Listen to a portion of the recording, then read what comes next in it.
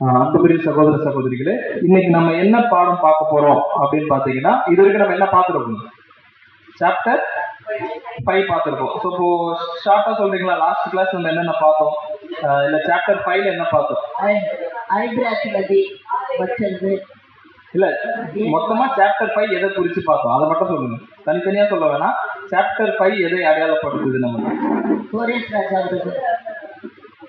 First Belshazzar விருந்து, அது எதுக்கு நிழல், அந்த நிழல் எதுக்கு நமக்கு பொருள்ல கரெக்டா வருது, எதை குறித்துதான பொருள்ல பார்த்தோம் நம்ம. அங்க பெல்ஷாத்சார் அழிக்கப்படுறது பொருள்ல யார் அழிக்கப்படுறதுக்கு ஒரு நிழலா இருக்கு. சாத்தான் அழிக்கப்படுறது பிளஸ் பாபிலோன், பாபிலோனுடைய சாம்ராஜ்யம் என்ன ஆகுதுன்னு பாத்தீங்கன்னா 5ஆம் அதிகாரத்துல முற்றிலுமா என்ன ஆகுதுன்னா முடியுது. ஸோ இப்போ அடுத்து என்ன வருது அப்படின்னு பார்க்கும்போது 6ஆம் அதிகாரம் ஸ்டார்ட் ஆகுது. ஸோ இப்போ பாபிலோனுடைய சாம்ராஜ்யம் முடிவுக்கு கொண்டு வந்தது யார்? அந்த இடத்துல சொல்லுங்க, பாபிலோன் சாம்ராஜ்யத்தை அங்க அழிச்சது யார்? கோரேஸ். ஸோ அப்போ பொருள்ல அது யாரை அடையாளப்படுத்தும்? இயேசு கிறிஸ்து. ஸோ அந்த இயேசு கிறிஸ்து வந்து என்ன பண்றாருன்னா பாபிலோனுக்கு ஒரு நியாய தீர்ப்பு பண்றாரு அப்படின்ற விஷயத்த என்ன பண்ணாலும் நம்ம 5ஆம் அதிகாரத்துல பார்த்தோம். ஸோ அடுத்து பாபிலோன் அங்க அழிக்கப்பட்டதுக்கு அப்புறம் யார் அங்க ரூலுக்கு வரா அப்படின்னு பார்க்கும்போது எந்த ராஜ்யம்? 2வது உலக ராஜ்யம் மேதோ பெர்ஷியா ராஜ்யம் என்ன ஆகுதுன்னா அங்க ரூலுக்கு வருது அப்படின்றது பாக்குறோம். ஸோ இப்போ மேதோ பெர்ஷியா ரூலுக்கு வரும்போது இப்போ சைரஸ் வந்து என்ன பண்றாருன்னா பாபிலோன் என்ன பண்றாருன்னா அழிச்சார் அப்படின்ற விஷயத்த நம்ம என்ன பண்ணிருந்தோம்னா நம்ம பார்த்திருந்தோம். ஸோ அடுத்து இங்க சைரஸ் ஆட்சி பண்ணாரா இல்ல வேற ஏதாச்சும் ராஜா ஆட்சி பண்ணாங்களா? ஜெயிச்சது சைரஸ் தான். பட் அந்த பட்டத்துக்கு அடுத்து யார் ராஜாவா வந்தது? மேதோ பெர்ஷியால தரியு. கரெக்ட். ஸோ இப்போ நம்ம என்ன பாக்குறோம்னா மேதோ பெர்ஷியா ராஜ்யம் வந்து 2 ராஜ்யங்கள் ஒன்னா சேர்ந்து என்ன பண்றாங்கன்னா ஒரே ராஜ்யமா என்ன பண்றாங்கன்னா ஆட்சி செய்யறாங்க. அதுல மேதிய ராஜா தான் யாருன்னா இங்க தரியு, டேரியஸ். இப்போ இவர் என்ன பண்றாருன்னா இவர் தான் வந்து ஒரு பொலிட்டிக்கல் லீடரா என்ன பண்றாருன்னா இருக்கிறாரு. இப்போ இந்த பெர்ஷியா ராஜா என்ன பண்றாங்க அப்படின்னு பார்க்கும்போது அவங்க யுத்தங்கள் எல்லாம் பண்ணி என்ன பண்றாங்கன்னா இங்க மேதிய ராஜா தரியு என்ன பண்றாருன்னா ஆட்சிக்கு வராரு. ஸோ இப்போ இந்த காலகட்டத்துல தான் இப்போ நம்ம பார்க்க போற சாப்டர் 6 என்ன பண்ண போகுதுன்னா நடக்க போகுது. ஸோ இப்போ இந்த 6ஆம் அதிகாரம் எதை குறித்து நமக்கு சொல்லுது தெரியுங்களா? வாசிச்சிருக்கீங்களா? 6ஆம் அதிகாரத்தை நம்ம படிச்சா என்ன சம்பவம் அதுல இருக்கும்? தானியேல என்ன பண்ணாங்க? சிங்க கபில போட்டாங்க இல்லைங்களா? அந்த சம்பவம் யார் ஆட்சியில நடந்தது அப்படின்னு பாத்தீங்கன்னா இந்த தரியு ராஜாவுடைய காலப்பகுதியில தான் என்ன பண்ணுச்சுன்னா இந்த சம்பவம் நடந்துச்சு அப்படின்ற விஷயத்த பாக்குறோம். ஸோ இப்போ வசனம் வாசிக்கலாம். தானியேல் 6ஆம் அதிகாரம் 1-2. தானியேல் 6ஆம் அதிகாரம் 1-2 வசனங்கள். ராஜ்யம் முழுவதையும் ஆளும்படிக்கு தன் ராஜ்யத்தின் மேல் 120 தேசாதிபதிகளையும் ராஜாவுக்கு நஷ்டம் வராதபடிக்கு அந்த தேசாதிபதிகள் கணக்கு ஒப்பிடுவதற்காக அவர்களுக்கு மேலாக 3 பிரதானிகளையும் ஏற்படுத்துவது தரியுக்கு நலம் என்று கண்டது. அவர்களில் தானியேல் ஒருவனாய் இருந்தார். என்ன ஆகுதுன்னா மேதிய ராஜா தரியு என்ன பண்றாருன்னா ராஜாவா ஆயிட்டாரு. ஸோ இப்போ இங்க பாத்தீங்கன்னா அவர் என்ன பண்றாருன்னா ராஜ்யம் முழுவதையும் ஆளும்படிக்கு தன் ராஜ்யத்துல என்ன பண்றாருன்னா 120 பேர் என்ன பண்றாருன்னா தேசாதிபதிகள். ஸோ இப்போ நமக்கு என்ன ஒரு கேள்வி வரும்னா ஒரு ராஜா இருந்தா போதல, எதுக்கு இந்த 120 தேசாதிபதிகளை அவர் நியமிக்கணும்? என்ன ஒரு முக்கியமான விஷயம்னா இப்ப அவர் அங்க பாபிலோனை மட்டும் என்ன பண்ணா ஆட்சி செய்யல, ஒட்டுமொத்த உலகமுமே என்ன பண்றாங்கன்னா இவங்க மேக்சிமம் ரீஜன் என்ன பண்றாங்கன்னா கண்ட்ரோல் பண்ணணுன்றதுனால எல்லா பகுதியும் என்ன பண்ண முடியாதுன்னா இவரே என்ன பண்ண முடியாதுன்னா பார்க்க முடியாது. சேம் நேபுகாத்நேச்சார் எப்படி பண்ணாரோ அதே மெத்தடை யார் ஃபாலோ பண்றா அப்படின்னு பார்க்கும்போது இங்க தரியு ஃபாலோ பண்றாரு. அதனாலதான் என்ன பண்றாருன்னா 120 தேசாதிபதிகளை என்ன பண்றாருன்னு பாத்தீங்கன்னா இங்க அவர் நியமிக்கிறாரு. ஸோ அந்த 120 தேசாதிபதிகளுக்கு மேல ஒரு 3 பேர் என்ன பண்றாருன்னா அவர் அங்க நியமிக்கிறார், பிரதானிகள். ஸோ அந்த பிரதானிகள் அப்படின்னு பார்க்கும்போது அதுல யாரும் ஒருத்தரா இருக்கிறார் அப்படின்னு பாத்தீங்கன்னா தானியேலும் ஒருத்தரா இருக்கிறார். இப்போ 3 பேர், அந்த 120 பேருக்கு ஹெட்டா 3 பேர் இருக்கிறாங்க. அந்த 3 பேருக்கு ஹெட்டா வந்து யார் இருக்கிறாங்க? இல்ல அந்த 3 பேருக்கு ஹெட் வந்து பார்க்கும்போது தரியு ராஜா இருக்கிறாரு. அந்த 3 பேர்ல ஒருத்தர் தான் யாரு அப்படின்னு பாத்தீங்கன்னா அங்க தானியேல் இருக்கிறார் அப்படின்ற விஷயத்த பாக்குறோம். ஸோ இப்போ இந்த டேரியஸ் ராஜா எப்படிப்பட்டவர்னா இவரும் வந்து பாத்தீங்கன்னா ஒரு நல்ல ராஜாவா தான் என்ன பண்ணிருக்காருன்னா இருக்கிறாரு. இப்ப இந்த மேதோ பெர்ஷியாவோட கவர்மெண்ட் எந்தெந்த பகுதியில எல்லாம் இருந்தது அப்படின்னு பார்க்கும்போது, இப்ப அன்றைய காலகட்டத்தில் மேப்ல பார்க்கும்போது மேக்சிமம் இந்த பகுதிகளெல்லாம் என்ன பண்ணிருக்காங்கன்னா இவங்க ஆட்சி செய்திருக்கிறாங்க. சோ அதனாலதான் அந்த 120 தேசாதிபதிகள் பார்க்கும்போது இப்ப இங்க பாருங்க, எகிப்து, எத்தியோப்பியா, பெர்ஷியா, இப்ப கிட்டத்தட்ட இந்தியா கிட்ட வரைக்கும் கூட என்ன பண்ணிருக்காங்கன்னா அவங்களோட கண்ட்ரோல் என்ன பண்ணிருக்குன்னா இருந்திருக்குது. சோ அதனால என்ன பண்றாருன்னு பாத்தீங்கன்னா இது மொத்தமா ஆள்றதுக்காக 120 கவர்னர்ஸ் என்ன பண்றாருன்னா நியமிக்கிறாரு. அப்போ அவங்களுக்கு மேல 3 பிரசிடென்ட் என்ன பண்றாருன்னா நியமிக்கிறார்.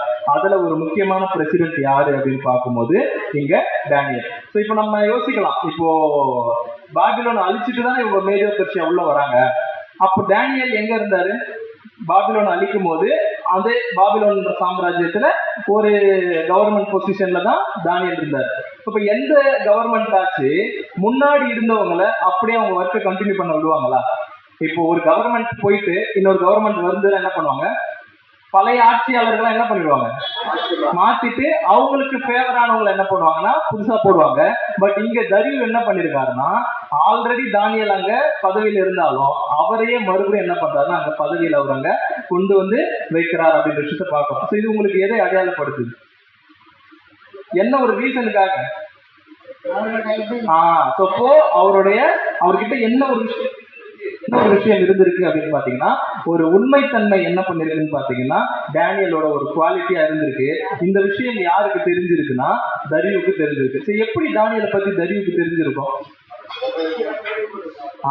இப்போ நமக்கு நல்லா தெரியும், அன்றைய காலகட்டத்துல ராஜாக்கள் என்ன பண்ணுவாங்கன்னா கல்வெட்டுகள் அந்த பழைய ரெக்கார்ட்லாம் என்ன பண்ணுவாங்கன்னா மெயின்டைன் பண்ணுவாங்க. ஸோ அப்போ தரியு என்ன பண்ணிருப்பாரு, பழைய ஹிஸ்டரி புக் எடுத்து என்ன பண்ணிருப்பாரு, பாபிலோனோட ஹிஸ்டரி எல்லாம் பார்க்கும்போது டேனியலோட விஷயத்தை என்ன பண்ணிருப்பாரு பார்த்திருப்பாரு. இப்போ இந்த அளவுக்கு ஒருத்தர் இவ்வளவு உண்மையா ஒருத்தர் இருந்திருக்கிறாரு அப்படின்ற விஷயம் தெரிஞ்சு தானியல் என்ன பண்றாருன்னா இங்க அந்த ஒரு பிரசிடென்ட் நிலைமைக்கு என்ன பண்றாருன்னா அங்க உயர்த்துறாரு. இப்போ தொடர்ந்து வாசிக்கலாம்.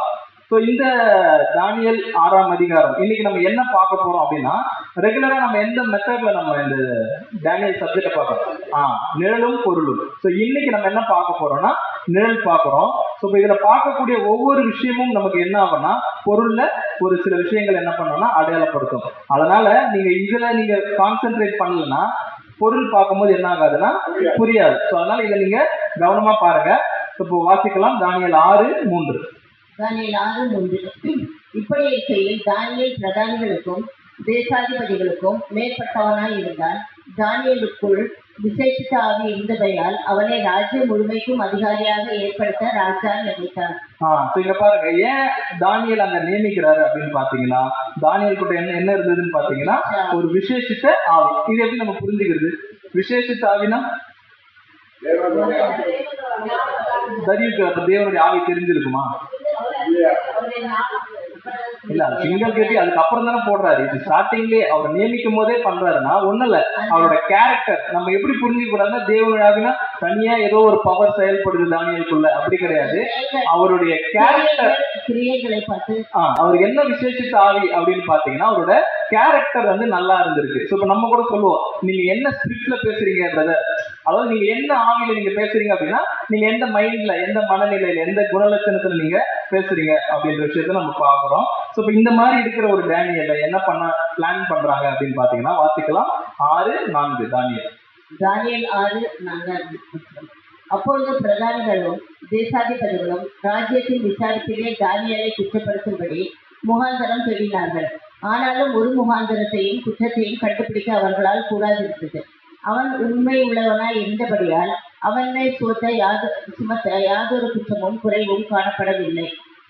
இங்க பாருங்க, இப்ப என்ன பண்றாங்கன்னா டேனியல் நல்ல பொசிஷன்ல இருக்கிறாரு. அதாவது அந்த 120 பேருக்கு மேல இருக்கக்கூடிய 3 பிரசிடென்ட்ல ஒருத்தரா இருக்கிறாரு. அப்பொழுது பிரதானிகள், அதாவது அந்த கூட இருந்தாங்களே 2 பேரு, அவங்களும் தேசாதிபதிகள் அந்த 120 பேரும் சேர்ந்து என்ன பண்றாங்க, ராஜ்யத்தில் விசாரிப்பிலே தானியேலை என்ன பண்ண பிளான் பண்றாங்கன்னா குற்றப்படுத்தும்படி என்ன பண்றாங்கன்னா பிளான் பண்றாங்க. இப்போ ஒரு கேள்வி அன்புக்குரிய சகோதரர்களே, எதுக்கு இவங்க டேனியலை குற்றப்படுத்தணும்னு பிளான் பண்றாங்க? டேனியல் அப்படி என்ன பண்ணாரு? இல்ல, இந்த 120 பேருக்கும் இந்த 2 பேருக்கும் இவர் என்ன ஒரு பிரச்சனையா இருந்திருப்பாரு? மெயின் ரீசன் என்னன்னா இவர் ரொம்ப உண்மையா இருக்கிறார். ஏன்னா ராஜா இந்த வசனத்துல முன்னாடி பார்த்தோம், ராஜா தன் தேசத்துக்கு நஷ்டம் வராதபடிக்கு என்ன பண்றாருன்னா இந்த 120 பேரு பிளஸ் 3 பிரசிடென்ட நியமிக்கிறாரு. பட் இந்த 120 பேரும் எப்படிப்பட்டவங்களா தான் இருக்கிறாங்கன்னு பாத்தீங்கன்னா ரொம்ப மோசமானவங்களா தான் இருக்கிறாங்க. ஸோ இவங்க பண்ற தவறு என்ன ஆயிடுதுன்னு பாத்தீங்கன்னா, தானியேல் என்ன பண்ண மாட்டாருன்னா இவங்கள லஞ்சம் வாங்கவோ இல்ல ஒரு ஊழல் பண்ணவோ என்ன பண்ண மாட்டாருன்னா தானியேல் அலோ பண்ண மாட்டாரு. ஏன் அப்படின்னு பாத்தீங்கன்னா, இந்த 120 பேரும் ஏதோ ஒரு சைன் வாங்கணும் அப்படின்னா கடைசியில் அது யாரோட டேபிளுக்கு தான் போகணும் அப்படின்னா டேனியலோட டேபிளுக்கு தான் போகணும். ஸோ அப்ப டேனியல் அங்க என்ன பண்ணிடுறாரு, கணக்கு கரெக்டா பார்க்கணும் என்ன பண்ணிடுறாரு, தப்பு பண்ணா உடனே மாட்டி விட்டுறாரு. ஸோ அதனால இவங்க என்ன பிளான் பண்றாங்கன்னா, எப்படியாவது டேனியல் இந்த பொசிஷன் எடுத்தாதான் நம்ம என்ன பண்ண முடியும். அது பாருங்க, இந்த காலகட்டத்தில் மட்டும் இது நடக்கல, அன்றைய காலகட்டத்திலே இந்த ஊழல் மாதிரி விஷயங்கள் எல்லாம் என்ன பண்ணிருக்குன்னா நடந்திருக்கு. ஸோ அதனாலதான் அவர் என்ன பண்றாங்கன்னா அவரை குற்றப்படுத்தும்படி முகாந்திரம் தேடினார்கள். ஆனா என்ன ஆகல, எந்த ஒரு குற்றம். ஸோ இப்போ நிறைய ட்ரை பண்ணியிருப்பாங்க, தானியேல் மேல குற்றப்படுத்த நிறைய ட்ரை பண்ணியிருப்பாங்க. எதுவுமே அவங்களால என்ன பண்ண முடியலன்னா கண்டுபிடிக்க அவர்களால் கூடாது இருந்தது. என்ன ரீசன் அப்படின்னு பாத்தீங்கன்னா, அவர் உண்மையா இருந்தபடியினால் அவர் மேல என்ன பண்ண முடியலன்னா யாதொரு குற்றத்தையும் என்ன பண்ண முடியலன்னா அவங்களால பண்ண முடியல அப்படின்னு பாக்குறோம். ஸோ இவங்க என்ன பண்ணிருப்பாங்கன்னா டேனியலை ஃபுல்லா வாட்ச் பண்ணிட்டே இருப்பாங்க. ஏதாவது ஒரு சந்தர்ப்பம் கிடைக்குமா, இவனை என்ன பண்ணிடலாம், மாட்டி விட்டுடலாம் அப்படின்ட்டு என்ன பண்ணுவாங்கன்னா தேடிக்கிட்டே இருந்திருப்பாங்க. இப்ப டேனியல் பின்னாடி என்ன பண்ணிருப்பாங்க, வாட்ச் பண்ணிட்டே இருப்பாங்க. ஒரு ஸ்பை மாதிரி இருந்து என்ன பண்ணிருப்பாங்கன்னா அவர் செய்யற ஒரு விஷயத்தையும் என்ன பண்ணிருப்பாங்கன்னா இவங்க பார்த்துட்டே இருந்திருப்பாங்க. ஸோ அப்ப அங்க டேனியல் கிட்ட என்ன கிடைக்கலன்னா எந்த ஒரு குற்றமும் என்ன பண்ண முடியலன்னா அவங்களால கண்டுபிடிக்க முடியல. ஸோ இப்போ ஒரு விஷயத்த என்ன பண்ணிட்டாங்கன்னா கண்டுபிடிச்சாங்க. அது என்னது, ஒரு குற்றத்தை கண்டுபிடிச்சிருக்காங்க. அவர் செய்யக்கூடிய 3 வேலையும் செய்யக்கூடிய அந்த பிரேயர் இதை என்ன பண்ணிட்டாங்கன்னா கண்டுபிடிச்சிட்டாங்க. ஸோ அதுல என்ன பண்றாங்கன்னா, பாபிலோன்ல யாருமே இது என்ன பண்ணலன்னா செய்யல, இவர் மாத்திரம்தான் இந்த ஒரு விஷயத்த செய்யறாரு. ஏன்னா பாபிலோன் எப்பேற்பட்ட தேசம், பாபிலோன் ஃபுல்லாவே விக்கிரகத்தினால், காலையில கூட சப்ஜெக்ட்ல பார்த்தீங்கன்னா நிம்ரோத், அந்த நிம்ரோத் தான் என்ன பண்ணாருன்னா ஒட்டுமொத்த விக்கிரக ஆராதனையே இந்த பூமிக்கு கொண்டு வந்தவர். குறிப்பா பாபிலோனை ஸ்டார்ட் பண்ணதே அவருதான் அப்படின்ற விஷயத்த நம்ம பார்த்திருப்போம். ஸோ இந்த பாபிலோன் ஜனங்கள் எல்லாம் விக்கிரக ஆராதனை பண்றாங்க, ஆனா இவர் மாத்திரம் என்ன பண்றாருன்னா ஜன்னல்லாம் ஓபன் பண்ணி டைரக்டா என்ன பண்றாருன்னா ப்ரேயர் பண்றாரு. ஸோ இது அந்த அவங்களுக்கு என்ன ஆச்சுன்னா ஒரு வித்தியாசமா இருக்கிறதுனால இவங்க என்ன பிளான் பண்ணிட்டாங்கன்னா டேனியல் இந்த டைம் என்ன பண்ணிடணும், இந்த ரீசனை வச்சு மாட்டி விட்டுடணும் அப்படின்னு என்ன பண்றாங்கன்னா அவங்க பிளான் பண்றாங்க. வசனம் வாசிக்கலாம், 6ஆம் வசனம், சாரி 5ஆம் வசனம். தானியேல் 6:5. அப்பொழுது அந்த மனுஷர், நாம் இந்த தானியேலை அவனுடைய தேவனை பற்றிய வேத விஷயத்திலே குற்றப்படுத்தும் முகாந்திரத்தை கண்டுபிடித்தால் ஒழிய அவனை வேறென்றிலும் குற்றப்படுத்தும் முகாந்திரத்தை கண்டுபிடிக்க கூடாது என்றார்கள். அவங்க என்ன பிளான் பண்ணிட்டாங்கன்னா, இந்த விஷயத்தை தவிர நம்ம என்ன பண்ண முடியாது, டேனியேல இதுல விட்டுட்டா அவரை நம்ம லாக் பண்ணவே முடியாதுன்னு அவங்க என்ன ஒரு முடிவு பண்றாங்க அப்படின்னு பாத்தீங்கன்னா, எல்லாரும் ஒன்னா சேர்ந்து ஒரு பிளான் பண்றாங்க. நீங்க பாருங்க, ஒரு நல்ல விஷயம் செய்யறதுக்கு பிளான் பண்றோமோ இல்லையோ, ஒரு கெட்ட விஷயம் செய்யறதுக்கு என்ன பண்ணுவாங்க, ஒரு குரூப்பா சேர்ந்து என்ன பண்ணுவாங்கன்னா பிளான் பண்ணுவாங்க இல்லைங்களா. அதே மாதிரி இவங்க தீவிரமா இந்த ரீசன் கிடைச்சிருச்சு, இது எப்படி ராஜா கிட்ட சொல்லி நம்ம அவரை மாட்டி விடலாம் அப்படின்னு என்ன பண்றாங்கன்னா பிளான் பண்றாங்க. நெக்ஸ்ட் ராஜா கிட்ட போறாங்க, வாசிக்கலாம் 6ஆம் வசனம். தானியேல் 6:6. பின்பு அந்த பிரதானிகளும் தேசாதிபதிகளும் கூட்டம் கூடி ராஜாவினிடத்தில் போய் அவனை நோக்கி, தரியு ராஜாவே, நீர் என்றும் வாழ்க. இப்போ இன்னொரு கேள்வி, இப்ப பாத்தீங்கன்னா டேனியல் கிட்ட இந்த ஒரு பாயிண்ட தவிர வேற எந்த குற்றமும் என்ன பண்ணலன்னா அது குற்றமே கிடையாது. பட் இவங்க அது குற்றமா என்ன பண்றாங்கன்னா மாத்துறாங்க. நம்மளும் யாருங்க, நம்மளும் டேனியல் தான். அப்ப நம்ம கிட்ட இந்த ஒரு பாயிண்ட் தவிர வேற எந்த குற்றமும் நம்மள கண்டுபிடிக்க முடியாதா? இப்ப நம்மள எப்படி சொல்லலாம்னா, இதை தவிர்த்து எல்லா குற்றமும் நம்மள என்ன பண்ணலாம், நம்ம மேல சொல்லலாம். எந்த அளவுக்கு நம்ம டேனியலா இருக்கணும்னா எந்த அளவுக்கு நம்ம மாறணும்ன்றதுதான் நமக்கு நீங்க பாக்கணும் பாருங்க. அந்த ஒரு விஷயத்தை தவிர்த்து வேற எதுலயும் என்ன பண்ணக்கூடாது, நம்ம வேற குற்றம் சொல்லக்கூடிய அளவுக்கு இருக்கக்கூடாது. அப்போ மற்றவங்களுக்கு தெரியணும் இவன் தேவனுடைய விஷயத்தை தவிர இவனை வேற எதுவும் என்ன பண்ண முடியாது, குற்றம் பிடிக்க முடியாது. இவங்க ராஜா கிட்ட போயிட்டு ஃபர்ஸ்ட் என்ன பண்றாங்க பாருங்க, ஒரு காரியத்தை சாதிக்கிறதுக்கு முன்னாடி அவங்க பண்ற விஷயம் என்ன பாருங்க, ராஜாவே நீர் வாழ்க. ஃபர்ஸ்ட் என்ன பண்றாங்க, ராஜாக்கு ஐஸ் வச்சு அவர் என்ன பண்றாங்கன்னா பெருமைக்குள்ள என்ன பண்றாங்கன்னா கொண்டு வராங்க அந்த ராஜாவை. அடுத்து பாருங்க, வாசிக்கலாம் 7ஆம் வசனம், தானியேல் 6. எவனாயிலும் 30 நாள் வரையில் ராஜாவாகிய உம்மை தவிர எந்த தேவனையே ஆனாலும் மனுஷனை ஆனாலும் நோக்கி யாதொரு காரியத்தை குறித்து விண்ணப்பம் பண்ணினால் அவன் சிங்கங்களின் கெபியிலே போடப்பட ராஜா கட்டளை பிறப்பித்து உறுதியான தாக்கீது செய்ய வேண்டும் என்று ராஜ்யத்தினுடைய எல்லா பிரதானிகளும் தேசாதிபதிகளும் பிரபுக்களும் மந்திரிமார்களும் தலைவர்களும் ஆலோசனை பண்ணி கொண்டிருக்கிறார்கள். இங்க என்னன்னா இந்த குரூப் வந்து என்ன பண்றாங்க, ராஜா கிட்ட சொல்றாங்க, ராஜாவே நம்ம என்ன பண்ணலாம், ஒரு சட்டம் வந்து நாங்க என்ன பண்ணிருக்கோம், பிளான் பண்ணிருக்கிறோம். அது என்னன்னா, உண்மை தவிர வேற யாராச்சும் வேற கடவுளை யாராச்சும் வணங்கினா அவன் என்ன பண்ணணும், சிங்க கதியில போடணும் அப்படின்னு சொல்லி ராஜா கட்டளை பிறப்பித்து உறுதியான ஒரு சட்டம் என்ன பண்ணணும், நீங்க கொண்டு வரணும்.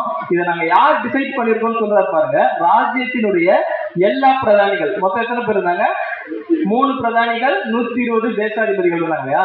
நாங்க எல்லாரும் என்ன பண்ணிட்டோம், டிசைட் பண்ணிட்டோம், ஆலோசனை பண்ணி கொண்டிருக்கிறார்கள்னு தமிழ் பைபிள்ல இருக்கு.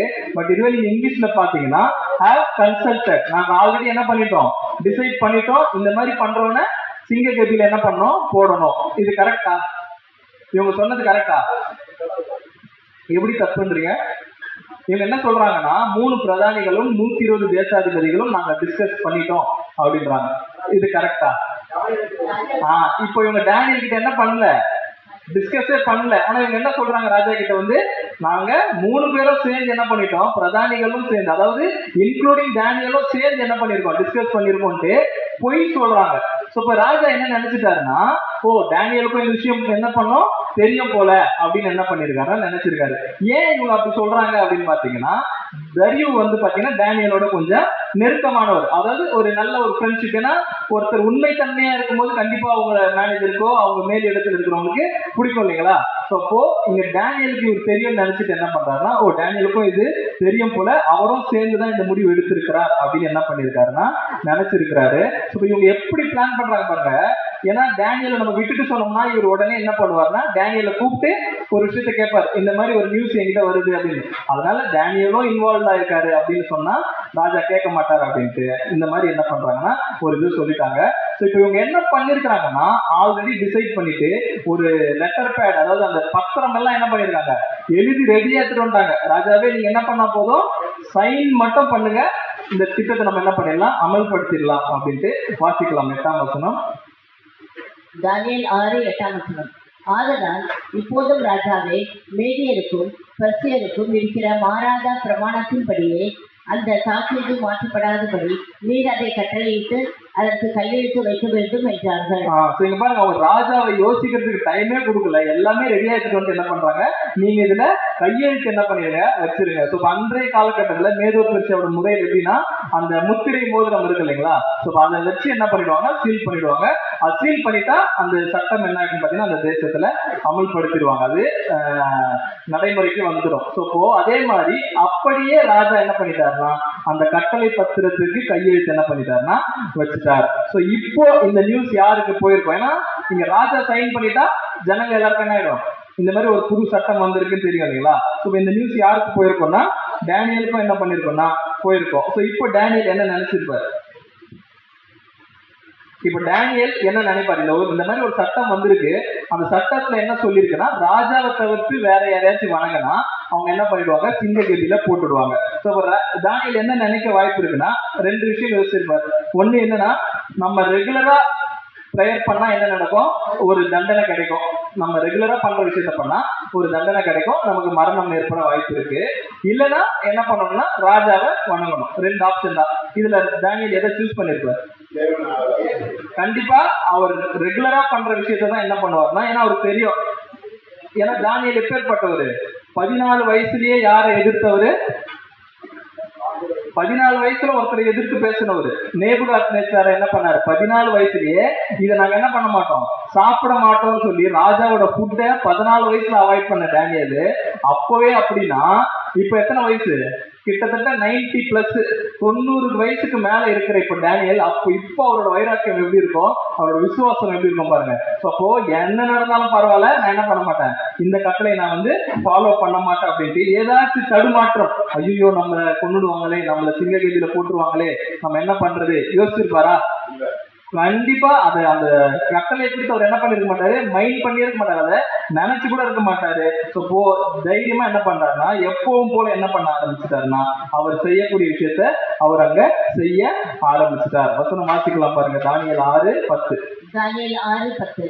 தானியேலோ என்றால் அந்த பத்திரத்துக்கு கையெழுத்து வைக்கப்பட்டது என்று அறிந்து போதும் தன் வீட்டுக்குள்ளேயே தன் மேல் அறையிலே எருசலேமுக்கு நேராக பலகணிகள் திறந்திருக்க அங்கே தான் முன் செய்து வந்தபடியே தினம் 3 வேளையும் தன் தேவனுக்கு முன்பாக முழங்கால் படியிட்டு ஜெபம் பண்ணி ஸ்தோத்திரம் பண்ணி செலுத்தினான். எந்த மாற்றமும் இல்ல, என்ன சட்டம் வந்தாலும் அவர் ரெகுலரா பண்றது என்ன பண்ணிட்டு இருக்கிறாருன்னு பாத்தீங்கன்னா இங்க தானியேல் செஞ்சுட்டு இருக்கிறாரு. 3 வேளையும் தான் செய்து வந்தபடியே தேவனுக்கு என்ன பண்றாருன்னா முழங்கால் படியிட்டு ஜெபம் பண்ணி என்ன பண்றாருன்னா ஸ்தோத்திரம் பண்றாரு. சோ இது யாருக்கு தெரியும்? அந்த பிரதானிகளுக்கு என்ன பண்ணணும்னா தெரியும். இப்போ இந்த ஒரு பாயிண்ட்ல நம்ம இவர் பிடிக்கணும்ன்றதுக்காக அவங்களும் என்ன பண்றாங்கன்னா வந்து வெயிட் பண்றாங்க. ஸோ இப்போ ஒரு கேள்வி, இங்க தானியேல் எப்படி ப்ரேயர் பண்றாருன்னு பார்த்தோம். தன் வீட்டுக்குள்ளே போய் தன் மேல் அறையிலே எருசலேமுக்கு நேராக பல கனிகள் திறந்திருக்க அப்படின்னா எல்லா ஜன்னலையும் ஓபன் பண்ணிட்டு என்ன பண்றாருன்னா எல்லாரும் பாக்குற மாதிரி ப்ரேயர் பண்றாரு. பட் இப்போ ஒரு கேள்வி, ஆண்டவராகிய இயேசு கிறிஸ்து நம்மள எப்படி ப்ரேயர் பண்ண சொல்லியிருக்காரு? அறையை பூட்டிட்டு என்ன பண்ணு அப்படிதானே ப்ரேயர் பண்ண சொல்லியிருக்காரு. வாசிக்கலாம் பாருங்க, மத்தேயு 6:6. மத்தேயு 6:6. நீயோ ஜெபம் பண்ணும் போது உன் அறை வீட்டிற்குள் பிரவேசித்து உன் கதவை பூட்டி அந்தகாரத்தில் இருக்கிற உன் பிதாவை நோக்கி ஜெபம் பண்ணு. அப்பொழுது அந்தரங்கத்தில் பார்க்கிற உன் பிதா வெளியரங்கமாய் உனக்கு பதிலளிப்பார். இங்க பாருங்க, ஆண்டவராகிய இயேசு கிறிஸ்து என்ன இது சொல்றாருன்னா நீ அந்தரங்கத்துல என்ன பண்ணு ப்ரேயர் பண்ணு அப்படின்றாரு. பட் தானியேல் என்ன பண்றாருன்னா எல்லாத்தையும் ஓப்பனா வச்சுட்டு என்ன பண்றாருன்னா ப்ரேயர் பண்றாரு. ஏன்? தானியேல் இப்படிதானே ப்ரேயர் பண்ணிருக்கணும். ஆனா என்ன பண்றாரு, ஜன்னல்லாம் ஓபன் பண்ணி எருசலேமுக்கு நேரா பார்த்து ப்ரேயர் பண்றாரு. என்ன ரீசனா இருக்கு? இப்போ ஒரு பாயிண்ட் இருக்கு, வழக்கமா பண்றது அது என்ன ஒரு ரீசனுக்காக அவர் ஜன்னல்லாம் ஓபன் பண்ணி எருசலேமை பார்த்து ப்ரேயர் பண்ற அப்படின்னு பாத்தீங்கன்னா அந்த தேசம் பாபிலோனு. அதுல என்ன நடக்கும்னு பாத்தீங்கன்னா விக்கிரகம் எல்லாருமே வழிபடுவாங்க. ஒருவேளை தானியேல் எல்லாத்தையும் க்ளோஸ் பண்ணிட்டு பண்ணாருன்னா எல்லாரும் என்ன நினைப்பாங்க, இவரும் ஏதோ உள்ளுக்குள்ள ஏதோ ஒரு விக்கிரகத்தை வச்சு என்ன பண்ணிட்டு இருக்காரு, ப்ரேயர் பண்ணிட்டு இருக்காரு போல அப்படின்னு தானியேலை குறித்து நினைக்கிறதுக்கு வாய்ப்பு இருக்கு. அதே மாதிரி நியாயப்பிரமாணத்துல தேவன் என்ன சொல்லி இருக்கிறாரா, ஒருவேளை புறஜாதி ராஜாக்கள் உங்களை அடிமையா கூட்டிட்டு வேற ஒரு தேசத்துக்கு போனா நீங்க என்ன பண்ணுங்க, எருசலேமை நோக்கி என்ன பண்ணுங்க, ப்ரேயர் பண்ணுங்க, ஜெபம் பண்ணுங்க அப்படின்னு சொல்லி தேவன் ஆல்ரெடி என்ன பண்ணிருக்காருன்னா கட்டளை கொடுத்திருக்கிறார். அந்த ஒரு காரணத்தினாலதான் தானியேல் என்ன பண்றாருன்னா நான் எந்த ஒரு விக்கிரகத்தையும் வணங்கல, நான் ஜெருசலேமை நோக்கி என்ன பண்றேன், ப்ரேயர் பண்றேன், எல்லாரும் என்ன பண்ணட்டும் பார்க்கட்டும் அப்படின்னு என்ன பண்றாருன்னா இந்த மாதிரி வந்து அங்க தானியேல் பண்றாரு. ஸோ அதை எல்லாரும் என்ன பண்ணிட்டாங்கன்னா வாட்ச் பண்ணிட்டாங்க. ஸோ இதுதான் கரெக்டான டைம் அப்படின்ட்டு என்ன பண்ணிட்டாங்கன்னா தானியேல் அங்க குடிக்கிறதுக்கு அவங்க என்ன பண்ணிட்டாங்கன்னா வந்துட்டாங்க. ஸோ நீங்க பாருங்க தானியேல் 6:11 வாசிங்க. தானியேல் 6:11. அப்பொழுது அந்த மனுஷர் கூட்டம் கூடி தானியேல் தன் தேவனுக்கு முன்பாக ஜெபம் பண்ணி விண்ணப்பம் செய்கிறதை கண்டார்கள். இப்ப இங்க என்ன பண்ணிட்டாங்கன்னா அவங்க பாத்துட்டாங்க. இப்போ நெக்ஸ்ட் என்ன பண்ணிருப்பாங்க, அவங்க எதிர்பார்த்த விஷயம் என்ன ஆயிடுச்சு, இப்போ நடந்துருச்சு. இப்போ நெக்ஸ்ட் அவங்க என்ன பண்ணிருப்பாங்கன்னா யார்கிட்ட போயிருப்பாங்க, ராஜா கிட்ட போயிருப்பாங்க. இப்போ ராஜா கிட்ட போயிட்டு என்ன சொல்றாங்கன்னு பாத்தீங்கன்னா வாசிக்கலாம் 12ஆம் வசனம். பின்பு அவர்கள் ராஜாவுக்கு முன்பாக வந்து ராஜாவின் சாட்சியத்தை குறித்து எந்த மனுஷனாகிலும் 30 நாள் வரையில் ராஜாவாகிய உம்மை தவிர எந்த தேவனாயானாலும் மனுஷனையானாலும் நோக்கி யாதொரு காரியத்தை குறித்து விண்ணப்பம் பண்ணினான். அவன் சிங்கங்களின் பெட்டியிலே போடப்பட வேண்டும் என்று நீர் கட்டளை பத்திரத்தில் கையெழுத்து வைத்தீர் அல்லவா என்றார்கள். இங்க பாருங்க, இவங்க எல்லாரும் என்ன பண்றாங்க, ராஜாவே நீங்க ஒரு கட்டளை போட்டீங்க இல்லைங்களா, அது அப்படியே சொல்றாங்க. அந்த கதையை திருப்பி என்ன பண்றாங்கன்னா சொல்றாங்க உங்களை தவிர வேற ஏதாச்சும் வணங்கினா நீங்க சிங்ககதியில போடணும்னு கட்டளை போட்டீங்களே ஞாபகம் இருக்கா அப்படின்னு என்ன பண்றாங்கன்னா தரியு ராஜா கிட்ட வந்து சொல்றாங்க. அதுக்கு தரியு என்ன சொல்றாரு பாத்தீங்கன்னா அந்த காரியம் மேதியருக்கும் பெர்சியருக்கும் இருக்கிற மாறாத பிரமாணத்தின்படி ஆமா அது எல்லாருக்கும் தெரிஞ்சது தானே, அது கன்ஃபார்மான விஷயம் தானே அப்படின்னு என்ன பண்றாருன்னா ராஜா சொல்றாரு. ஸோ இப்போ ஒரு கேள்வி, இப்ப இங்க டேனியல் ப்ரேயர் பண்றாரு, இது ராஜா கிட்ட வந்து அவங்க என்ன பண்ணணும் சொல்லணும், அதுக்கு ஒரு சாட்சி வேணும் இல்லையா. இப்போ இதை எப்படி ராஜா ஏற்றுப்பாரு, இந்த மாதிரி டேனியல் ப்ரேயர் பண்ணாரு நாங்க பார்த்தோம் அப்படின்றத ஒரு சாட்சி வேணுமா இந்த விஷயத்துக்கு? எல்லாருக்குமே தெரியும். பட் அதோட இன்னொரு விஷயம் என்ன, ராஜா கிட்ட சொல்லணும்னா அந்த சாட்சி வந்து விட்னஸ் வந்து ஒரு ஸ்ட்ராங் விட்னஸா இருக்கணும் இல்லைங்களா. இங்க பிரதர் என்ன கொடுக்குறாருன்னா இங்க சாட்சி யாருன்னா தானியேல் தான் சாட்சியா. அதாவது எப்படின்னா ராஜா வந்து கூப்பிட்டு கேட்பாரு, ஏன்பா நீ பிரேயர் பண்ணியா அப்படின்னா தானியேல் என்ன சொல்லுவாரு? போய் சொல்லுவாரா? ஆமான்னு தானியேலே அங்க என்ன பண்ணுவாருன்னா சாட்சி கொடுப்பாரு, ஆமா நான் அப்படிதான் பண்ணேன் அப்படின்னு. இப்ப இந்த மாதிரி என்ன பண்றாங்கன்னா அவங்க ராஜா கிட்ட வந்து சொல்றாங்க. இப்ப ராஜாவோட மைண்ட் எப்படி இருக்கும்? ராஜா என்ன நினைச்சிருப்பாருன்னா தானியேல் மாட்டணும்னு ராஜா நினைச்சிருப்பாரா? ஏன்னா அவர் யாருன்னா அவரோட ஆல்ரெடி ஃப்ரெண்ட் அவரு.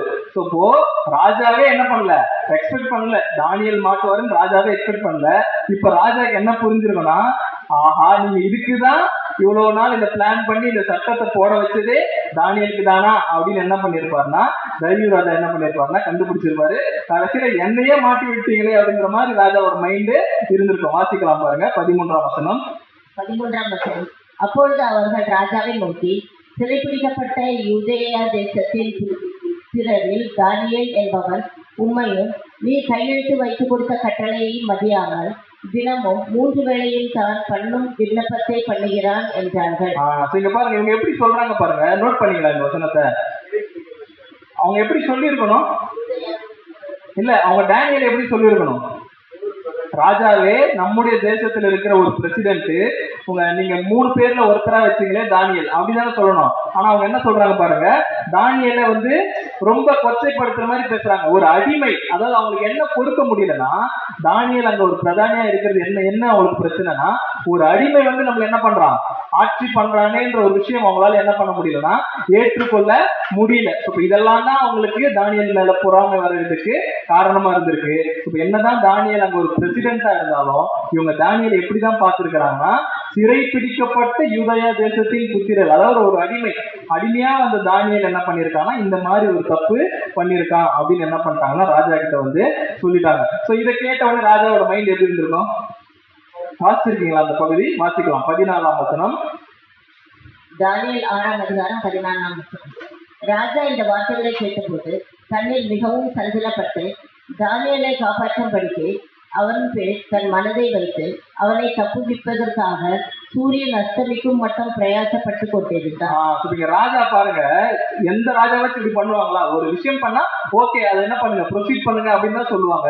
பட் இவர் பாருங்க, அவர் வார்த்தைகளை கேட்ட போது தன்னில் மிகவும், ராஜாக்கே என்ன ஆயிடுச்சுன்னா கஷ்டமாயிடுச்சு. ஐயோ நம்மளால இப்ப தானியேல் எங்க போக போறாரு, சிங்க கட்டிக்கு போக போறாரு அப்படின்ட்டு அவரே என்ன பண்றாருன்னா சஞ்சலப்பட்டு தானியேலை காப்பாத்துறதுக்கு ஏதாச்சும் வாய்ப்பு இருக்குமா அப்படின்னு என்ன பண்றாருன்னா அவனை தப்புவிக்கிறதுக்காக சூரியன் அஸ்தமிக்க மட்டும் பிரயாசப்படுறாரு.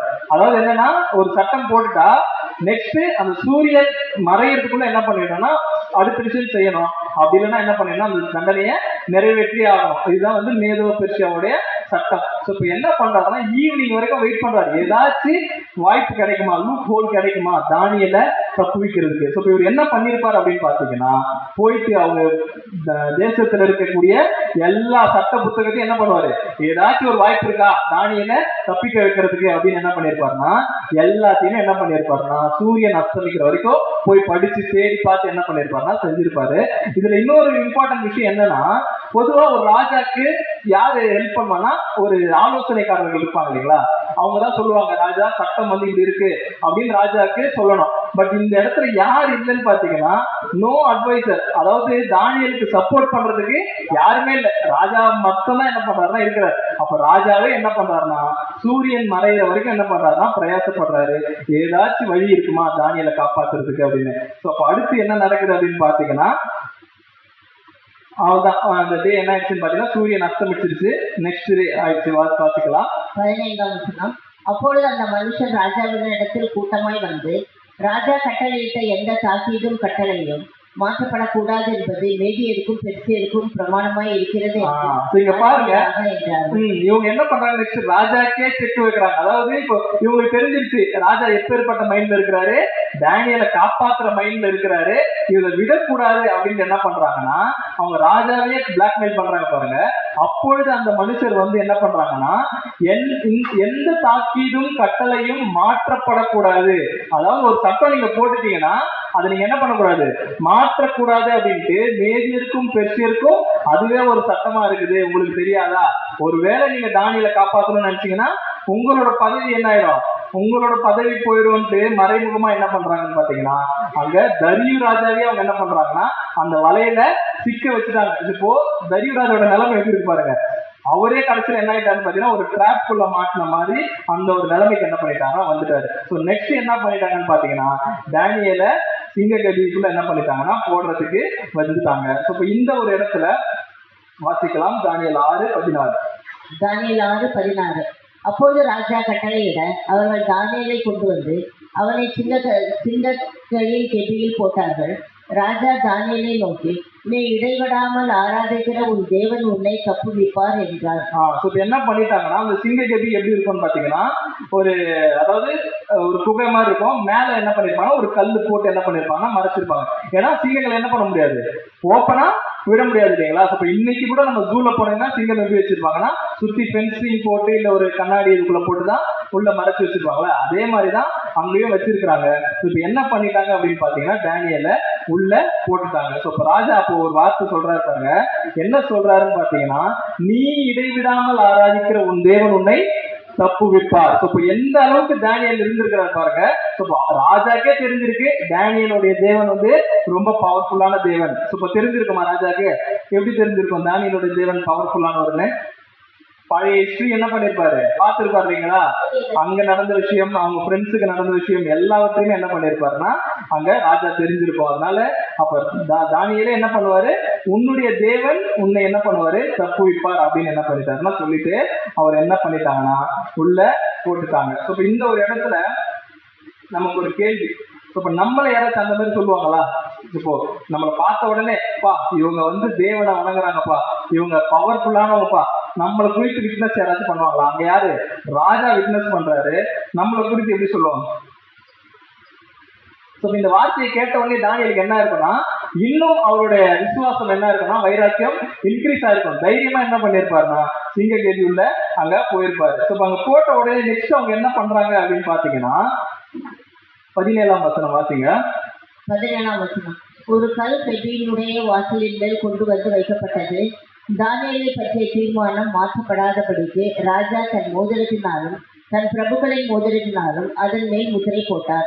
இந்த கூட இருந்தாங்க இல்லைங்களா, அவங்க என்ன பண்ணிருக்காங்க, இப்ப ராஜா என்ன பண்ணிட்டாரு கெபிக்குள்ள போட்டுட்டாரு. இப்ப ராஜா நினைச்சா என்ன பண்ணிருக்கலாம்னா, ஓகே நீங்க சொன்ன மாதிரி என்ன பண்ணிட்டேன் கெபியில போட்டேன், இப்ப தூக்கிடுறேன் மேல அப்படின்னு இவர் பண்ணிடக்கூடாதுன்ட்டு அந்த சுற்றி இருக்கக்கூடிய அந்த பிரதானிகள் என்ன பண்றாங்கன்னா, இல்ல நீங்க அப்படிலாம் என்ன பண்ணக்கூடாது, விடக்கூடாது, கல்லு போட்டு என்ன பண்ணுங்க மூடுங்க, அதை மூடிட்டு என்ன பண்ணுங்க உங்களுடைய அதாவது அந்த மோதிரத்தினாலும் பிரபுக்களின் மோதிரத்தினாலும் அதை சீல் பண்ணிடுங்க அப்படின்னு என்ன பண்ணிட்டாருன்னா அவங்க எல்லாரும் என்ன பண்றாங்கன்னா சொல்றாங்க. இப்போ ராஜாவோட சிச்சுவேஷன் எப்படி இருக்கும், தானியேலை போட்டதே ஒரு கஷ்டமாயிடுச்சு, இவங்க இன்னும் அவரை ரொம்ப என்ன பண்றாங்க டார்ச்சர் பண்ற மாதிரி என்ன பண்றாங்கன்னா ராஜாவே வந்து கைட் பண்றாங்க. அப்ப ராஜா என்ன நினைச்சிருப்பாருன்னா, உங்களுக்கு ஒரு வாய்ப்பு வராமலா போகும், உங்களுக்கு ஏதாவது ஒரு குற்றம் உங்க மேல வந்ததுன்னா ஃபர்ஸ்ட் நான் என்ன பண்ணுவேன் உங்களை தான் உள்ள தூக்கி போடுவேன் அப்படின்னு என்ன பண்ணிருப்பாருன்னா தரியு நினைச்சிருப்பாரு. இப்ப என்ன நடந்துச்சு அப்படின்னு பார்க்கும்போது தானியேல் என்ன பண்ணிட்டாங்கன்னா உள்ள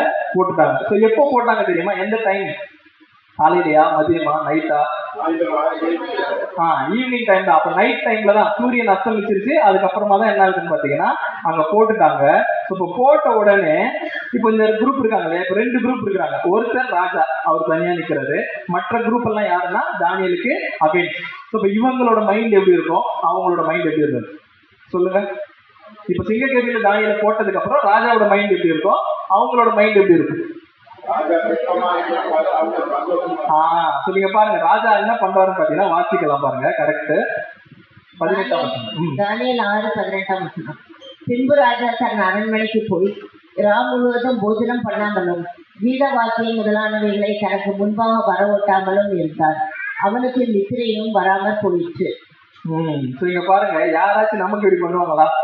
நமக்கு ஒரு பிரச்சனைனா யாராச்சும் சாப்பிடாம கொள்ளாம நம்மளை குறித்து ஃபீல் பண்ணுவாங்களா அப்படின்னு பாத்தீங்கன்னா வாய்ப்பு ரொம்ப ரொம்ப கம்மி. ஆனா இந்த தானியேலுக்காக ஒருத்தர் என்ன பண்ணிருக்காரு, ஒரு ராஜா சாப்பிடாம தூங்காம கீத வாத்தியம், அதாவது நைட்ல அவங்க பிளசண்டா மியூசிக் கேட்டுட்டு என்ன பண்ணுவாங்க அவங்க ரெஸ்ட் எடுப்பாங்க.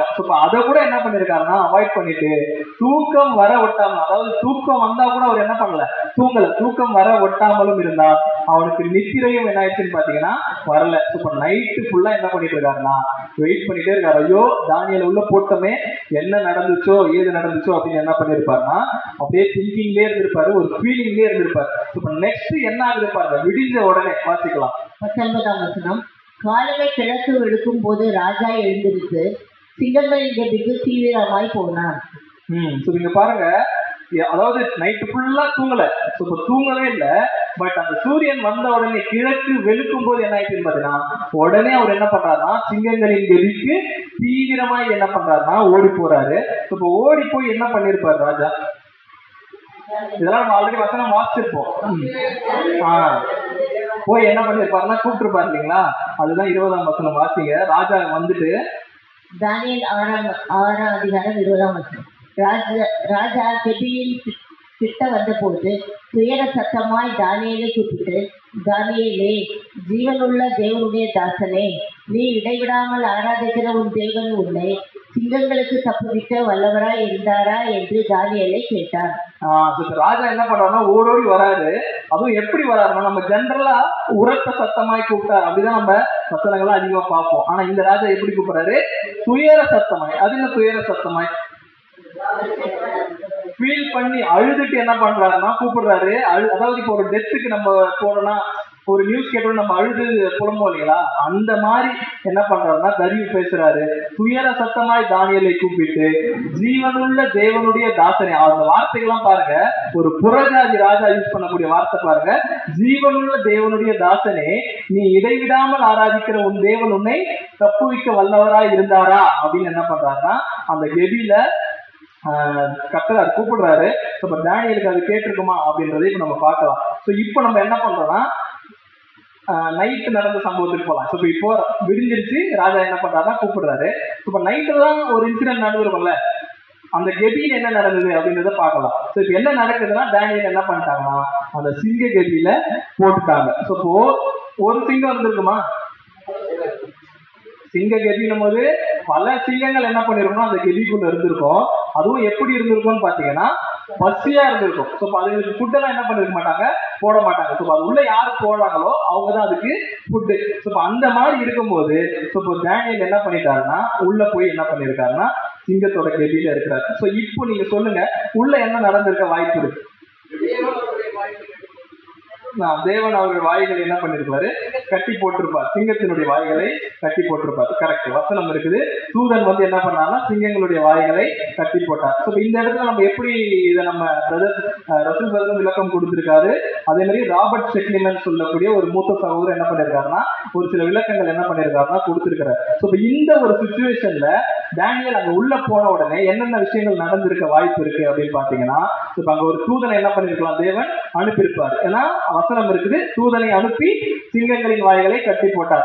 அப்போ நம்ம தூதன் போது நம்ம லிட்டரலா ஒரு தூதன் கூட என்ன பண்ணிருக்கலாம், வந்திருக்கலாம். ஒரு கேப்ரியல் மாதிரியான ஒரு லிட்டரலான ஒரு தூதன் வந்திருக்கலாம். இல்ல மிகாயல் தூதன் கூட என்ன பண்ணிருக்கலாம், வந்திருக்கலாம். அப்படி இல்லைன்னா வேற மெத்தட்ல கூட என்ன பண்ணிருக்கலாம், காற்றுகளாகவும் அக்கினி ஜுவாலைகளாகவும் ஏதோ ஒரு பவர்ல ஒரு விஷயத்த என்ன பண்ணிருக்கலாம்னா பண்ணிருக்கலாம். பட் பர்டிகுலரா அங்க என்ன நடந்திருக்க வாய்ப்பு இருக்கு அப்படின்னு பாத்தீங்கன்னா, இப்ப தானியேல் உள்ள போன உடனே ஃபர்ஸ்ட் என்ன மாறி இருக்குன்னு பாத்தீங்கன்னா அந்த சிங்கங்களோட மைண்ட் என்ன பண்ணிருப்பாரு தேவன். உள்ள போகும்போது அந்த சிங்கம் என்ன வெயிட் பண்ணிருக்கோம்னா ஒரு இறை வருது, அதை என்ன பண்ணிடலாம், புடிச்சிடலாம் அப்படின்ற மைண்ட்ல இருக்கும்போது அங்க உள்ள இறங்குறது யாரு, தானியேல். தானியேலை பார்த்த உடனே சிங்கம் என்ன ஆயிடுச்சுன்னா அமைதி ஆயிடுச்சு. என்ன ரீசனா இருக்கும், ஏன் சிங்கம் அமைதியா இருக்கணும் அந்த இடத்துல?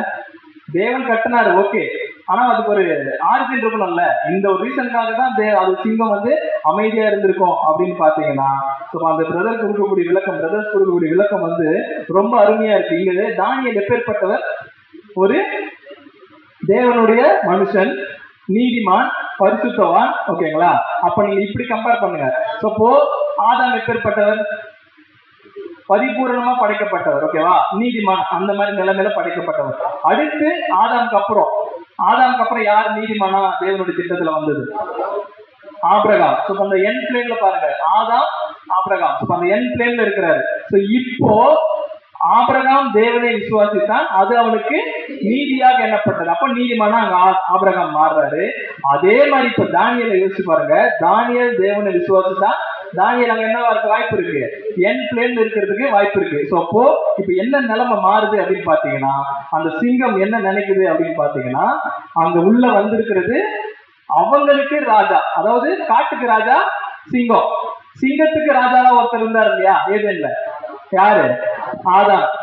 அதே மனநிலை, அதே ஒரு இதுல யார் வரான்னு பாத்தீங்கன்னா உள்ள தானியேல் வர்றாரு. உடனே சிங்கம் என்ன பண்ணிருக்கோம், ஏய் நில்லு நில்லு, இது யாரு வந்திருக்கிறது, நம்ம மாஸ்டர் அப்படின்னு என்ன பண்ணிருப்பாங்க. அங்க சிங்கங்களுக்கு தேவன் என்ன பண்ணிருப்பாருன்னா அந்த ஒரு மைண்ட கொடுத்திருப்பாரு. உடனே அந்த சிங்கம் என்ன இருக்குன்னு பாத்தீங்கன்னா அப்படியே ஸ்டாப் ஆயிருக்கும். அது ஸ்டாப் ஆனதுக்கு அப்புறம் அங்க தூதன் என்ன பண்ணிருப்போம்னா, அதான் இந்த மாதிரி ஒரு நமக்கு தெரியாது, பட் நம்ம என்ன பண்ணலாம்னா விசுவாசிக்கலாம், நம்ம அனுமானிக்கலாம். இப்படி நடந்திருக்கிறதுக்கு அநேக வாய்ப்பு இருக்கு இல்லைங்களா. இந்த மாதிரி நடந்த உடனே அங்க ஒரு அப்நார்மலான ஒரு கண்டிஷன் என்ன ஆகுதுன்னு பாத்தீங்கன்னா ஒரு இன்சிடென்ட் நடக்குது. அங்க என்ன ஆயிடுச்சுன்னு பாத்தீங்கன்னா, இப்ப அங்க என் பிளேன்ல இருக்கிறதுனால, தானியேல் அங்க இருக்கிறதுனால சிங்கங்கள் என்ன பண்ணல. ஏன்னா ஏதேன்ல சிங்கம் எப்படிதான் இருந்தது, புல்லை தின்னக்கூடிய நிலைமையில தான் இருந்தது, ஆதாமுக்கு கீழ்பட்ட நிலைமை. இப்ப தானியேலுக்கு கீழ்பட்ட நிலைமைக்கு சிங்கம் வந்திருக்கிறதுக்கு வாய்ப்புகள் இருக்கு. இன்னொரு விதத்துல யோசிச்சு பாத்தீங்கன்னா, பழைய ஏற்பாட்டு காலத்துல இருக்கக்கூடிய சிங்கங்கள்லாம் எப்படி இருந்திருக்கும், ரொம்ப ஜெய்ஜாண்டிக்கா, ரொம்ப பலமுள்ள சிங்கமா இருந்திருக்கும். பட் அந்த மாதிரி சிங்கமே அங்க என்ன ஆயிடுச்சுன்னு பாத்தீங்கன்னா அமைதியா ஆயிடுச்சு. அடுத்து இன்னொரு விஷயம், நைட்ல தானே போட்டாங்க. இப்ப டேனியல் என்ன பண்ணணும், நைட்ல தூங்கணும். ஜெபம் பண்ணிருப்பாரு, பட் தூங்கணும். ஜெனரலா நைட்ல நமக்கு என்ன வரும், தூக்கம் வரும். நமக்கு பகல்லே தூக்கம் வரும், குறிப்பா சண்டேலயே நமக்கு என்ன பண்ணும், சர்ச்சிலே நமக்கு தூக்கம் வரும். நைட்ல என்ன வரும்னா தூக்கம் வரும் இல்லைங்களா. அப்போ டேனியல் அங்க தூங்கணும். அப்ப தேவன் என்ன அரேஞ்ச்மெண்ட் பண்ணிருப்பாரு அப்படின்னு பாத்தீங்கன்னா, எப்படி அங்க ஆதாமுக்கு சிங்கங்கள் கீழ்பட்டு இருந்ததோ அதே மாதிரி அந்த சிங்கங்கள் மேலேயே கூட என்ன பண்ணிருக்கலாம் சகோதரர்கள் எழுதுறாங்க. இது மாதிரி எல்லாம் தேவன் செய்யறதுக்கு வாய்ப்பு இருக்குது. ஏன்னா அந்த சிங்கங்களுக்கு என்ன இருக்கும், அந்த ஃபர் இருக்கு இல்லைங்களா, அதோட முடிகள்லாம் பாத்தீங்கன்னா ஒரு பெட்டு மாதிரி. தானியலுக்கு இந்த மாதிரியான ஒரு இதெல்லாம் தான் தானியல் என்ன பண்ணிருப்பாருன்னா, தேவனுடைய அன்பை தானியல் என்ன பண்ணிருப்பாரு, ருசி பார்த்திருப்பாரு. உடனே நம்ம என்ன பண்ணலாம்னா, இப்போ ஒரு ஜூக்கு போயிட்டு நான் என்ன விடுங்க, நான் என்ன பண்றேன், சிங்கத்துக்கு கூட நான் படுக்க போறேன் அப்படின்னு போய் என்ன பண்ணிடாதீங்க, யாரும் தயவு செய்து போயிடாதீங்க. அது அந்த காலகட்டத்துல தேவன் என்ன பண்ணாருன்னா அது மாதிரி விஷயங்களை அனுமதிச்சார். இந்த மாதிரி நம்ம போய் பண்ணிட்டோம்னு வச்சுக்கலாம், பாருங்க வசனத்துல எப்படி இருக்கு, நானும் போய் சிங்கத்து கூட போய் படுக்கிறேன்னா அது தேவனை பரீட்சை பார்க்கறதுக்கான ஒரு இது. இதெல்லாமே நம்ம தேவனுடைய வல்லமை அங்க தானியல் என்ன பண்ணிருக்காருன்னா ருசி பார்த்திருப்பாரு. தேவனுடைய அன்பை என்ன பண்ணிருப்பாருன்னா ருசி பார்த்திருப்பாரு. அங்க தானியல் என்ன பண்ணிருப்பாரு, நிம்மதியா என்ன பண்ணிருப்பாருன்னா தூங்கி இருப்பாரு. இந்த டைம்ல இன்னொரு பாயிண்ட் ஆஃப் வியூல பாருங்க. இந்த மாதிரி சிங்கம் எல்லாம் என்ன ஆகுதுன்னா அங்க தானியலுக்கு ஒரு பெட் மாதிரி என்ன ஆயிடுச்சுன்னு பாத்தீங்கன்னா அங்க வந்துருச்சு அப்படின்ற விஷயத்த பாக்குறோம். நெக்ஸ்ட் சிங்கத்தோட பாயிண்ட் ஆஃப் வியூல பாத்தீங்கன்னா, சிங்கத்தோட பாயிண்ட் ஆஃப் வியூல எப்படியாவது சாப்பிடலாம்னு நினைக்கும் போது உள்ள யார் வந்துட்டா, அதாவது அவங்களோட மாஸ்டரே வந்துட்டாருன்ட்டு சிங்கம் அந்த பசியை கூட என்ன பண்ணிக்குது, கண்ட்ரோல் பண்ணிக்குது. பசி எனக்கு பரவாயில்ல, எஜமான் வந்துட்டாரு, அவருக்கு நான் கீழ்ப்படினோன்றதுக்காக அங்க சிங்கமே என்ன ஆயிடுச்சுன்னு பாத்தீங்கன்னா அங்க அமைதி ஆயிடுச்சு, ஒண்ணுமே பண்ண முடியல. இப்போ விடிஞ்சிருச்சு, ராஜா கூப்பிடுறாரு. இப்ப டேனியலுக்கு அந்த சவுண்ட் கேக்குது. அப்ப டேனியல் என்ன ரிப்ளை பண்ணாரு பாருங்க, வாசிக்கலாம். 21, 22. தானியேல் 6ஆம் அதிகாரம் 21, 22 வசனங்கள். அப்பொழுது தானியேல், ராஜாவே நீர் என்றும் வாழ்க, சிங்கங்கள் என்னை சேதப்படுத்தாதபடிக்கு தேவன் தம்முடைய தூதனை அனுப்பி அவைகளின் வாயை கட்டி போட்டார். அதே ஏனென்றால் அவருக்கு முன்பாக நான் குற்றமற்றவனாய் காணப்பட்டேன், ராஜாவாகிய உமக்கு முன்பாகவும் நான் நீதி கேடு செய்ததில்லை என்றார். என்ன நடக்குதுன்னு பாத்தீங்கன்னா சீன் அப்படியே என்ன ஆகுதுன்னா சேஞ்ச் ஆகுது. இப்ப அங்க வந்திருப்பாங்க இல்லைங்களா, ராஜா அழுதுட்டே வந்தாரு, மற்றவங்க எல்லாம் எப்படி வந்திருப்பாங்க, சந்தோஷமா வந்திருப்பாங்க. டேனியல் என்ன ஆயிட்டான், செத்துட்டான் அப்படின்னு நினைச்சு அங்க நிக்கும் போது இங்க கீழே இருந்து என்ன ஆகுதுன்னா ரிப்ளை வருது.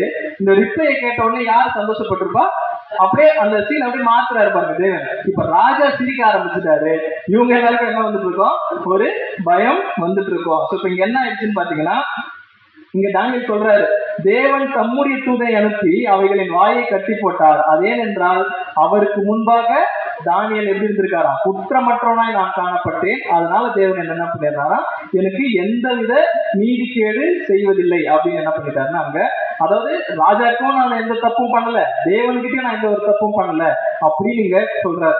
நம்ம இந்த மாதிரி ஒரு சர்டிபிகேட் கொடுக்க முடியுமா? தேவனே நான் எந்த தப்புமே பண்ணல, உங்க பார்வைக்கு முன்னாடி நான் குற்றமற்றவன் அப்படின்னு நம்மளால சொல்ல முடியுமா இன்னைக்கு?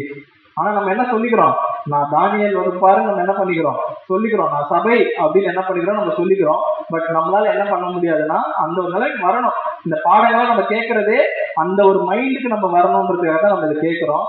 இப்போ அடுத்து அவங்க என்ன பண்ணிருப்பாங்கன்னா அந்த பிரதானிகள்லாம், சரி ஓகே அவர் என்ன ஆயிட்டாரு, தப்பிச்சிட்டாரு, சரி வாங்க நம்ம போலாம் அப்படின்னு என்ன பண்ணிருப்பாங்க, சைலண்டா நழுவுறதுக்கு என்ன பண்ணிருப்பாங்கன்னா பிளான் பண்ணிருப்பாங்க. ஸோ இதுல இன்னொரு விஷயம் இருக்கு பிரதர்ஸ், இன்னொரு கொடுக்கக்கூடிய விளக்கம் என்னன்னா, அவங்க எல்லாருமே கிளைம் பண்றாங்களாம், இப்ப தானியேல் சாவலியா, ஏன் சாவல தெரியுமா, யாரோ நைட் வந்து என்ன பண்ணிருக்காங்க, சிங்கத்துக்கு புட்டு போட்டிருக்காங்க, அது நல்ல திருப்தியா இருக்குது, அதனாலதான் அது தானியேல சாப்பிடல அப்படின்ட்டு இந்த பிரதானிகள்லாம் என்ன பண்றாங்கன்னா ராஜா கிட்ட சொல்றாங்களாம். அதுக்கு ராஜா கொடுக்குற பதில் என்னன்னா,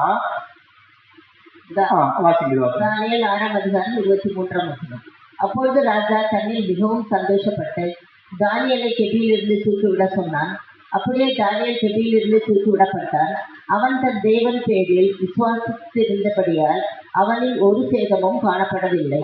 இவங்க அப்படி சொல்றாங்க இல்லைங்களா, இப்ப எந்த சேதமும் இல்லை, அதனாலதான் சிங்கம் வந்து சாப்பிடல, அது ஃபுல்லா யாரோ ஃபுட்டு போட்டு வந்து நைட் வந்து ஃபுட்டு போட்டிருக்காங்க யாரோ அப்படின்னு சொன்ன உடனே அப்ப ராஜா பதில் கொடுக்குறாரு, அப்படியா சரி ஓகே, அப்போ நான் என்ன பண்றேன், ஒரு டெஸ்ட் பண்ணிடலாம், நீங்க சொன்ன மாதிரியே நான் என்ன பண்றேன், இப்போ நான் உங்களை தூக்கி போடுறேன், உங்களை அது சாப்பிடாம இருந்துச்சுன்னா நீ சொன்னது கரெக்ட் அப்படின்னு என்ன பண்றாருன்னா, இப்போ இங்க ராஜா என்ன பண்றாருன்னா, தரியு என்ன பண்றாருன்னா அது அவங்க கிட்ட சொல்றாரு.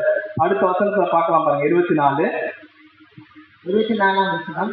தானியேலின் மேல் குற்றம் சாட்டின மனுஷரையோ என்றால் ராஜா கொண்டு வர சொன்னான்.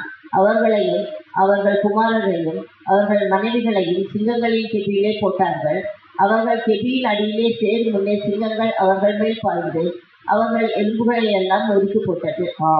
ராஜா என்ன சொல்றாரு, நீங்க சொல்றீங்களா, அப்படி சொல்றீங்களா, சரி நான் உங்களையே போடுறேன், சிங்கம் என்ன பண்ணுது பார்க்கலாம்னு. அவங்கள கெபியில போட்ட உடனே என்ன ஆயிடுச்சுன்னு பாத்தீங்கன்னா, அந்த சிங்கங்கள் அவங்களை என்ன பண்ணிருச்சுன்னா அவங்களுடைய எலும்புகளை நொறுக்கி போட்டது. மிகப்பெரிய ஒரு மிராக்கல் யாருக்கு நடந்திருக்குன்னா இங்க தானியேல். அடுத்து என்னன்னு பாத்தீங்கன்னா, புறஜாதி ஜனங்கள் முன்னாடி தேவன் என்ன பண்ணனா தானியேலை வெட்கப்படுத்த விடல. நம்ம தானியேலா இருந்தோம்னா இந்த குவாலிட்டி எல்லாம் நம்ம கிட்ட இருந்தா கண்டிப்பா தேவன் என்ன பண்ணுவாருன்னா இந்த மாதிரி சிச்சுவேஷன்ல நம்மள தேவன் அங்க காப்பாற்றுறவரா இருப்பாரு. உடனே தரியுக்கு ரொம்ப சந்தோஷமாயிடுச்சு, ரொம்ப அவருக்கு சந்தோஷமாயிட்டு என்ன பண்றாருன்னா ஒரு லெட்டர் என்ன பண்றாருன்னா போடுறாரு. வழக்கம் போல ஒருத்தர் நம்ம இதுக்கு முன்னாடி பார்த்தீங்களா, அவர் யாரு, நேபுகாத்நேச்சாரும் ஒரு இன்சிடென்ட் வந்ததுக்கு அப்புறம் என்ன பண்ணுவாரு, பட்டு தெரிஞ்சதுக்கு அப்புறம் ஒரு லெட்டர் போடுவார்ல, தானியேலோட தேவன் தான் உண்மையான தேவன். அதே விஷயத்துலதான் இங்க தரியு ராஜாவும் சொல்றாரு, சகல ஜனங்களுக்கும் ஜாதியாருக்கும் என்ன பண்றாருன்னா ஒரு சமாதானம் பெருக கடவுள் அப்படின்னு சொல்லிட்டு 26 வாசிங்க. 6ஆம் அதிகாரம் 26ஆம் வசனம். என் ராஜ்யத்தின் ஆளுகைக்குள் எங்கும் உள்ளவர்கள் யாவரும் தானியேலின் தேவனுக்கு முன்பாக நடுங்கி பயப்பட வேண்டும் என்று என்னாலே தீர்மானம் பண்ணப்படுகிறது. அவர் ஜீவனுள்ள தேவன், அவர் என்றென்றைக்கும் நிலைத்திருக்கிறவர், அவருடைய ராஜ்யம் அழியாதது, அவருடைய கர்த்தத்துவம் முடியும் பரியந்தம் இருக்கும். பாருங்க, எப்படி அந்த நேபுகாத்நேச்சார் சொன்னாரோ அதே மாதிரி இங்க தரியு ராஜாவும் என்ன பண்றாருன்னா சொல்றாரு, இதெல்லாமே தேவன் என்ன பண்ணிருக்காரு, தானியேலை சிங்கங்களின் கைக்கு தப்புவித்த அவரே தப்புவிக்கிறவரும் ரட்சிக்கிறவரும் வானத்திலும் பூமியிலும் அடையாளங்களையும் அற்புதங்களையும், அதாவது ஒரு புறஜாதி ராஜா விட்னஸ் பண்றாரு. எந்த அளவுக்கு பாருங்க, தானியேல் மூலமா தேவனுடைய நாமம் அங்க என்ன ஆகுது, புறஜாதிகள் மத்தியில மகிமைப்படுது. இன்னைக்கு நம்ம மூலியமா என்ன ஆகணும், தேவனுடைய நாமம் மகிமைப்படணும். நம்மளுடைய கேரக்டர் தேவனுடைய நாமம் மகிமைப்படுற மாதிரி இருக்கா, இல்ல தேவனுடைய நாமம் தூஷிக்கப்படுற மாதிரி இருக்கா, அது நம்ம தான் என்ன பண்ணணும்னா சிந்திச்சு பார்க்கணும். கடைசியா பாருங்க 6:28 வாசிக்கலாம். 28ஆம் வசனம். தரியுவின் ராஜ்ய பார காலத்திலும் பெர்சியனாகிய கோரோசுடைய ராஜ்ய பார காலத்திலும் தானியேலின் காரியம் ஜெயமாயிருந்தது. எந்த டைம் பீரியட் இருந்தாலும் சரி, நேபுகாத்நேச்சார் பாபிலோனா இருந்தாலும் சரி, மேதோவா இருந்தாலும் சரி, பெர்சியாவா இருந்தாலும் சரி, எல்லா டைம்லயும் தானியேலுடைய காரியம் எப்படி இருந்ததுன்னா ஜெயமா இருந்தது. இது எப்படி இருக்கணும், யாருக்கும் இருக்கணும் இதே மெத்தடு. இப்ப தானியேலுக்கு இதெல்லாம் நடந்தது, இந்த மாதிரி இன்சிடென்ட் தான் நடந்ததுன்னா சேம் இதெல்லாம் நம்மளும் என்ன பண்ணணும். இப்ப டேனியல் எப்படி 3 வேலையும் பண்ணாருன்னு போது நம்மளும் தேவனுடைய விஷயத்துல நம்ம டேனியல் மாதிரி என்ன பண்ணணும்னா இருக்கணும். இதெல்லாம் யாருக்கு நடக்க வாய்ப்பு இருக்குன்னு பாத்தீங்கன்னா, அதாவது லிட்டரலா சிங்கம்னா சிங்கமே வந்து நம்மள என்ன பண்ண போறது இல்லைன்னா இது பண்ண போறது இல்லை. இது மாதிரியான காரியங்கள் டேனியலுக்கு நடந்தது போல சபை வாய்ப்புக்கு இருக்கிற நமக்கும் என்ன பண்ணணும்னா நடக்கும். இது நம்ம எப்போ இந்த விஷயங்கள்லாம் பார்த்துட்டு இல்லைங்களா, இதெல்லாம் பொருள்ல எப்போ சபைக்கு இது பொருந்தி வரும்ன்றது நம்ம அடுத்த வாரம் என்ன பண்ணலாம்னா ஆன்டிடைப் அதை பொருள்ல நம்ம என்ன பண்ணலாம்னா பார்க்கலாம். இதுவரைக்கும் பொறுமையோடு கேட்டு உங்களை யாவரையும் தேவன் தாமே ஆசீர்வதித்து வழி நடத்துவாராக. ஆமாம்.